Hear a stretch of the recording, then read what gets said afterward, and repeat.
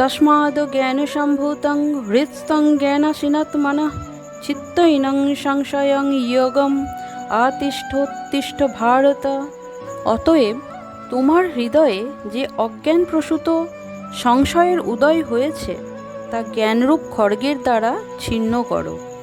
হে ভারত, যোগাশ্রয় করে তুমি যুদ্ধ করবার জন্য উঠে দাঁড়াও।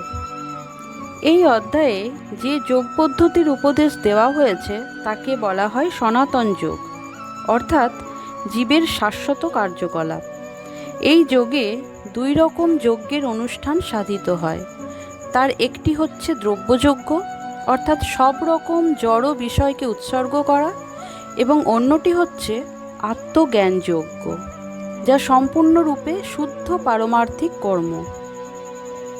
দ্রব্যময় যজ্ঞ যদি পারমার্থিক উদ্দেশ্যে সাধিত না হয় তবে তা জড় জাগতিক কর্মে পর্যবসিত হয়, কিন্তু এই যজ্ঞ যদি পরমার্থ সাধন করবার জন্য হয়, অর্থাৎ কৃষ্ণ ভাবনায় ভাবিত হয়ে সাধিত হয়, তবে তা সর্বাঙ্গীন পূর্ণতা প্রাপ্ত হয়।